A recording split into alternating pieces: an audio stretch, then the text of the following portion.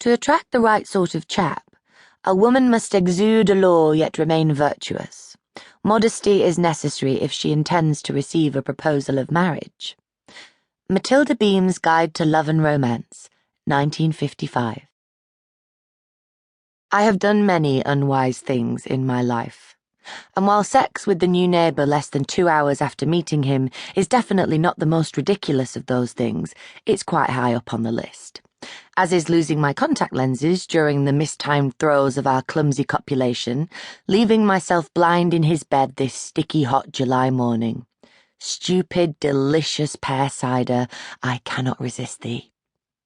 Somewhere in the room my phone gives off a muffly buzz. Shit, I bet I'm late. The big meeting is today, and I swore to Summer that I absolutely, definitely would not be late. I can't quite remember my neighbour's name, though I have a strong feeling that it's Jim. Or maybe Timothy. Whatever he's called, his partially hidden face is snoring away beside me, blissfully oblivious to my presence. If I had the power of sight, I would just find my clothes and creep across the corridor without having to acknowledge him in any way.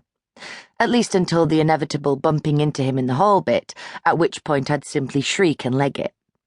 But without contacts in, I can only see about 6 inches in front of me. Wake up, Jim?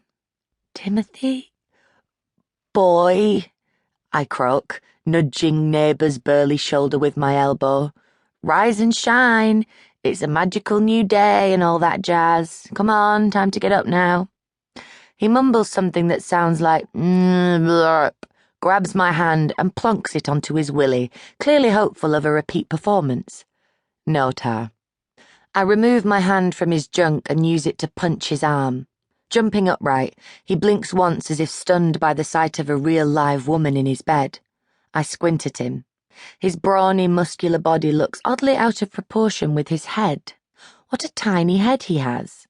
I probably thought it was a fascinating head last night. Everything's fascinating after that much booze. I disguise my "what the blazing arse was I thinking" grimace with an extravagant yawn. Whipping up the blanket, neighbour discovers that I'm still naked. He smirks, sliding closer. "Oh, hello, Jess from next door," he says, wetting his pale lips with his pale tongue. "Do you have a cup of sugar I could borrow?" He gazes at me for a moment, eyes narrowed, top lip lifted in a half grin. I suspect he thinks it's a sexually alluring facial arrangement, but in reality it gives him the aura of a man restraining a fart.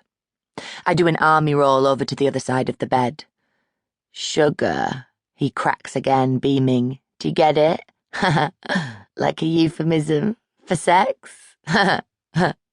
Good God, my standards, which, let's face it, were never mega high, have really dropped recently. First Mickey the Butcher, who wasn't even really a butcher, and then Rupert, who only loved me because I let him take sepia-filtered Instagram pics of my feet. And now this guy, whose name eludes me.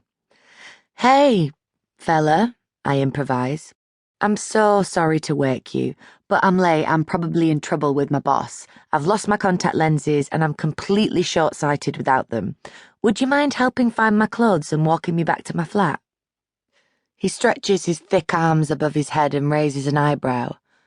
"Where we're going, we don't need clothes." "I think we do. I really think we do. I'd like it much better if you just stayed naked. That's very flattering, but I think I'd like you much better if you did me a lovely favour and found my stuff."